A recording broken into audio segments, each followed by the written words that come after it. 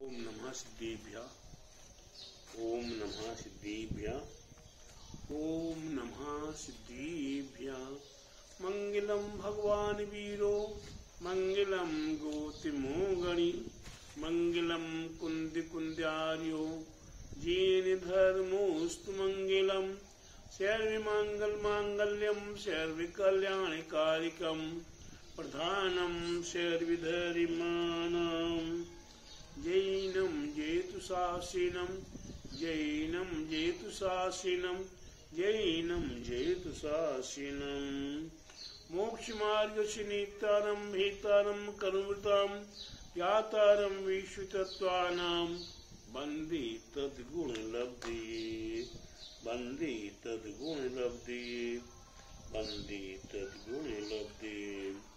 बोले समय जिन धर्म की जय, बोले विश्व धर्म की, बोले श्री मानव धर्म की, श्री महावीर भगवान की, तीसरे नेमिगिरी नेमिनगर के मूलक श्री खजालाठे आदिनाथ भगवान की जय, बोले द्वादशांग जीन वाणी माता की, बोले उमा स्वामी आचार्य महाराज की, बोले आचार्य गुरु 108 नेमी सागर जी महाराज की जय।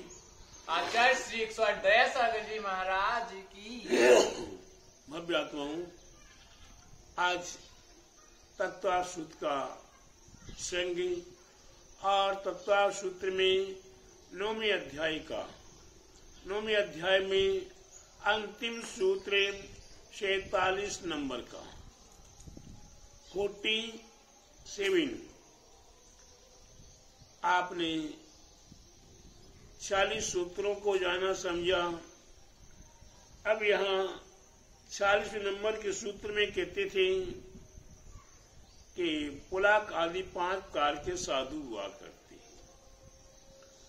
अब उन साधुओं के लिए किस किस क्षेत्र में, काल में, स्थान में, कहाँ कहाँ, कैसे कैसे हुआ करते हैं, उनका संक्षिप्त स्वरूप बताने का प्रयास करते हैं। संयम प्रति सेवना तीर्थ लिंग लेशपाद स्थान विकल्पता साध्या। वे कहाँ कहाँ कैसे कैसी साधना हुआ करती है, कैसे कैसे वो स्थान हुआ करते हैं। तो पहला स्थान है संयम। संयम की अपेक्षा कौन कौन साधु कहाँ कहाँ कैसे कैसे साधना कर सकते हैं। शुद्ध की अपेक्षा किस साधु को कितना ज्ञान है, कितना अध्ययन है, कितनी अभ्यास साधना की हुई है, वे शुद्ध की अपेक्षा से प्रति सेवना किस प्रकार से उनने अपने आप को साधा है या अपने आप के दोष आदि का निराकरण किया है। तीर्थ की अपेक्षा कौन सी भगवान के काल का तीर्थ रहा है, ऐसे किस तीर्थ में हुए हैं। लिंग की अपेक्षा वे 3 प्रकार के लिंग हैं। 3 प्रकार के लिंग, पुरुष वेद, स्त्री वेद, नपुंसक वेद। वे किस प्रकार के वेद की अपेक्षा से है। लेस्या 6 प्रकार की लेस्याएं हुआ करती हैं। उन लेस्याओं में किस प्रकार के अंतरंग लेस्या परिणाम चल रहे हैं। उत्पाद किस प्रकार से उनका कहाँ कहाँ कैसे कैसे परिणामों को उत्पाद आदि हो रहा है। स्थान है, किस स्थान पे विदेश क्षेत्र में, आर्यखंड में है या भरत क्षेत्र में है या और कहाँ है। एमपी, यूपी, राजस्थान, गुजरात, पंजाब, हरियाणा, आसाम, नागालैंड आदि कहाँ कहाँ किस स्थान पर है।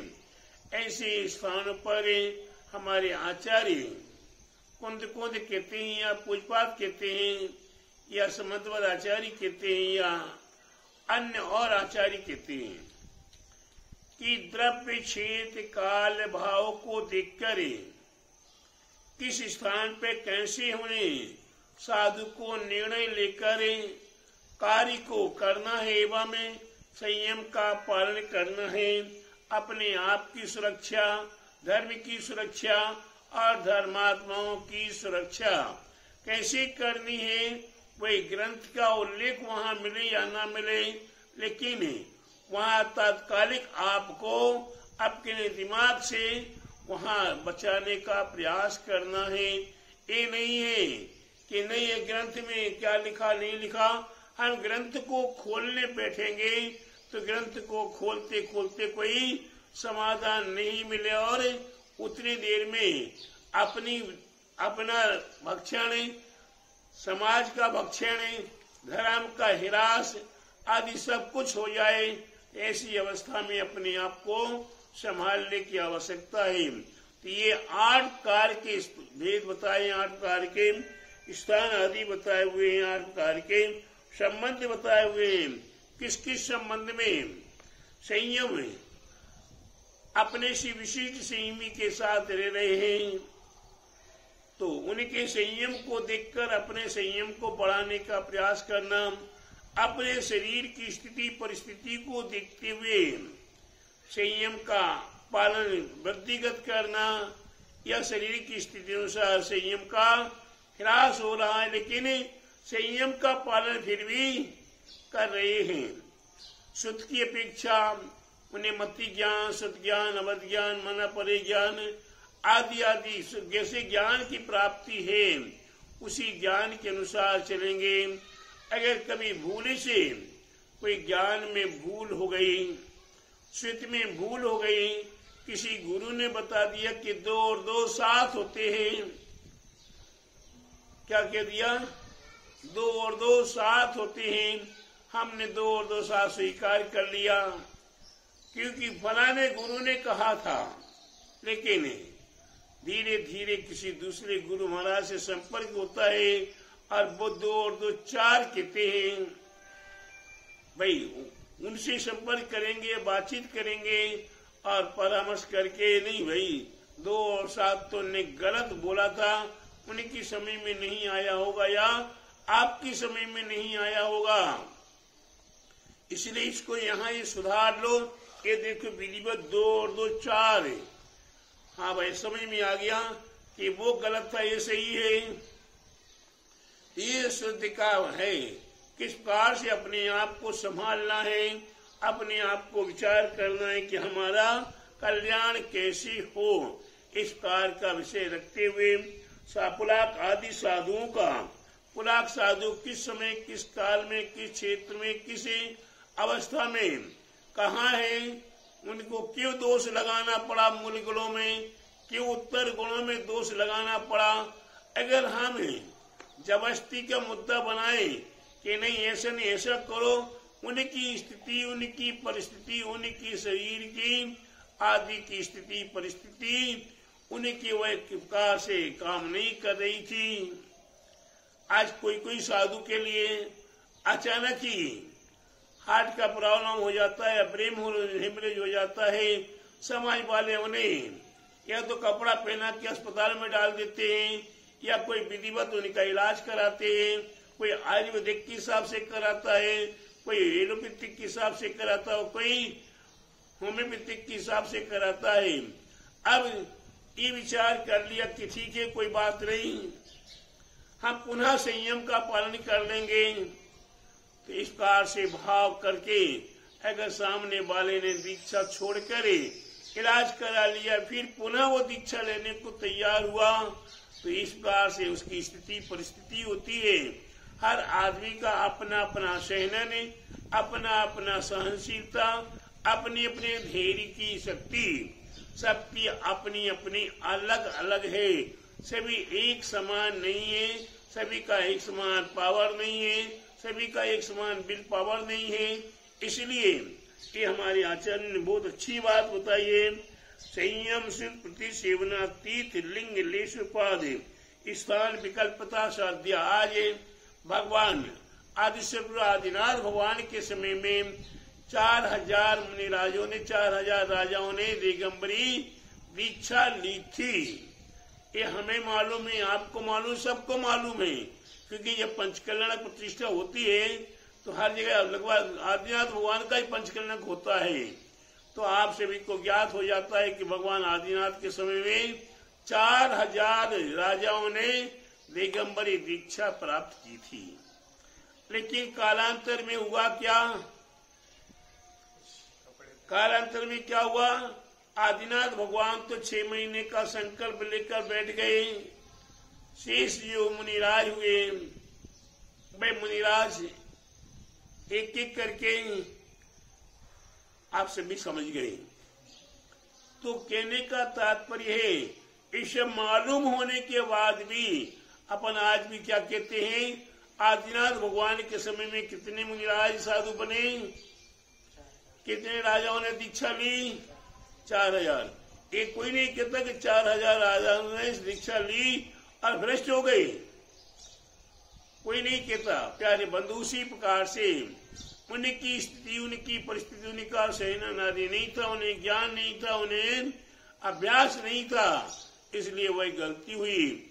उसी प्रकार से हम कोई कर्म का दोष मान करे, सामने वाले के दोषों को हम अनदेखा नहीं करके हम उसे अपने हृदय में दोष रूप स्वीकार न करें और हम सामने वाले के हित की भावना करें, सामने वाले के कल्याण की भावना करें।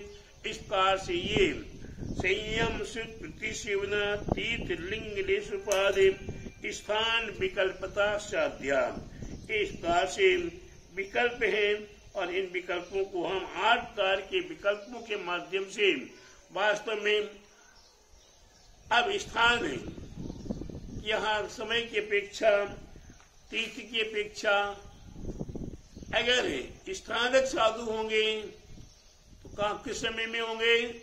जब चतुर्थ काल होगा, तीर्थंकर मौजूद होंगे, उस समय पर वे स्थानक साधु मोक्ष जाने वाले हैं। निर्ग्रंथ साधु चतुर्थ काल में प्राप्त होंगे, भगवान तीर्थंकर आदि के समोसरण का आदि के काल में होंगे। तो इस प्रकार से हमें वही देखना है, समझना है। आज पंचम काल में पुला, बकुश और कुशील साधु हमें प्राप्त हो रहे हैं। ऐसे साधुओं को प्राप्त करें, अपने जीवन को सार्थक करें, अपने जीवन को पावन पवित्र करें। इस प्रकार से मैंने आपको संक्षिप्त रूप से तत्वाशुद्ध के 9 अध्यायों का वर्णन बताने का प्रयास किया, जिनमें क्रमशः एक एक सूत्र को बताने का प्रयास किया। आज 46 नंबर से 9वें अध्याय को पूर्ण हुआ। आप इसका अध्ययन करें, अपने जीवन में से स्वाध्याय में लाएं और आगे 10वें सूत्र में 10वें अध्याय में आता है मोक्ष तत्व का वर्णन। यहाँ मोक्ष तत्व हमारे आपके लिए मोक्ष की प्राप्ति हो, ऐसा वर्णन, मोक्ष में भगवान कैसे कैसे हैं, कैसे पहुंचे हैं, और उसका संक्षिप्त छोटा सा अध्याय है, कम से कम सूत्र हैं, केवल मात्र 9 सूत्र हैं। 10वें अध्याय में कितने सूत्र हैं? 9 सूत्र हैं। 9 सूत्र के माध्यम से हम मोक्ष तत्व को भी जानने का प्रयास करेंगे। बोले द्वादशांग जीन वाणी माता की जय। बोले आचार्य गुरुवर 108 नेमी सागर जी महाराज की जय। आचार्य श्री 108 सागर जी महाराज की जय।